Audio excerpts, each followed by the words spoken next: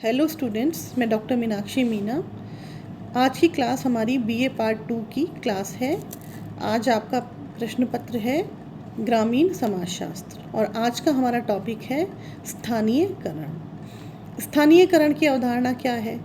स्थानीयकरण की अवधारणा का प्रयोग सर्वप्रथम मॉरिस ऑपलर ने किया, उसके बाद रेडफील्ड और सिंगर ने, लेकिन मैकिम मैरियट ने इसका प्रयोग सबसे व्यापक अर्थ में किया है। मैकिम मैरियट का कहना है कि वृहत परंपरा के तत्वों का नीचे की ओर बढ़ना और उनका लघु परंपरा के तत्वों में मिल जाना ही स्थानीयकरण की प्रक्रिया है। मैकिम मैरियट का कहना है कि जब वृहत परंपरा के तत्व लघु परंपरा के तत्वों में एकीकृत हो जाते हैं और इस प्रक्रिया में उनका मूल स्वरूप बदल जाता है तो यह प्रक्रिया स्थानीयकरण की प्रक्रिया कहलाती है। मैकिम मैरियट का मानना है कि कुछ संस्कृतियों की पुरानी पड़ जाने पर उनकी वृहत परंपराएं परिवर्तित हो जाती हैं और उस अवस्था में उन परंपराओं का स्थानीय विश्वासों और स्थानीय आवश्यकताओं के अनुसार परिवर्तन कर दिया जाता है। अर्थात वृहत परंपरा के अनेक तत्व लघु परंपरा या स्थानीय विशेषताओं के रूप में विकसित हो जाते हैं। यही स्थानीयकरण की प्रक्रिया है। स्थानीयकरण की विशेषताएं। स्थानीयकरण की विशेषताएं मैकिम मैरियट ने इस प्रकार बताई हैं। नंबर 1, वृहत परंपरा में लघु परंपरा का समावेश। इस प्रक्रिया के अंतर्गत समाज की वृहत परंपराओं के भीतर स्थानीय परंपराओं का समावेश होने लगता है। नंबर 2, अव्यवस्था का जन्म। वृहत परंपराओं का जब ग्रामीणीकरण होने लगता है तो संपूर्ण कर्मकांडी व्यवहार का ढांचा विघटित होने लगता है। नंबर 3, परंपराओं का मूल स्रोत से पृथक्करण। स्थानीयकरण की प्रक्रिया वृहत परंपराओं को अनेक आरंभिक मूल स्वरूप से अलग थलग करती है।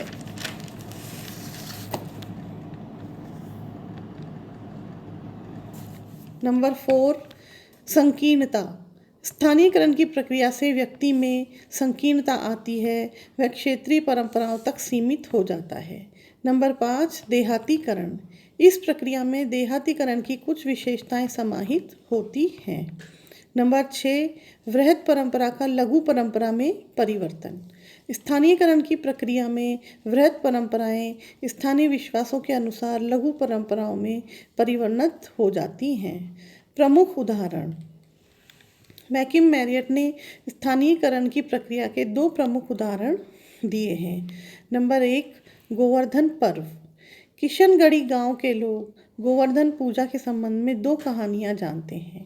पहली कहानी, जो वृहत परंपरा से संबंधित है, श्री कृष्ण द्वारा इंद्र की पूजा के स्थान पर गोवर्धन पर्वत की पूजा की कहानी है। जब यह व्रत परंपरा गाथा किशनगढ़ी के एक त्यौहार में सांस्कृतिक स्वरूप तक पहुंची तो इसमें बहुत सी ऐसी बातें जुड़ गई जिनका व्रत परंपरा से कोई संबंध नहीं था। गांव वालों ने गोवर्धन की व्युत्पत्ति गोबर्धन से किया और गोबर को ही सबसे बड़ा धन मानना शुरू कर दिया। वहाँ हुए पर्वत, ग्वाले, पशु नान, दूध निकालने के बर्तन आदि भी गोबर से संकेत रूप से बनाए जाते हैं। संध्या के समय सभी सगोत्री लोग मिलकर इसकी पूजा करते हैं और उसकी परिक्रमा लगाते हैं। दूसरे दिन गोबर के पर्वत को गोबर तोड़कर ईंधन के रूप में काम लिया जाता है तथा कुछ भाग बचाकर होलिका दहन के समय जलाने के लिए सुरक्षित रख लिया जाता है। यह तो हुआ गोवर्धन पर्व का उदाहरण जो कि मैकिम मैरियट ने हमें दिया। मैकिम मैरियट का दूसरा उदाहरण है नवरात्रि पूजा और नौरता पूजा। भारतवर्ष में नवरात्रि के दिनों में व्रत परंपरा से संबंधित काली, दुर्गा, अम्बा, पार्वती आदि की पूजा की जाती है। व्रत परंपरा का यह नवरात्रि रूप किशनगढ़ गांव तक पहुंचते पहुंचते बदल गया और यहाँ नवरात्रि के अपभ्रंश नौरता नामक एक नवीन देवी को ये लोग पूजने लगे हैं।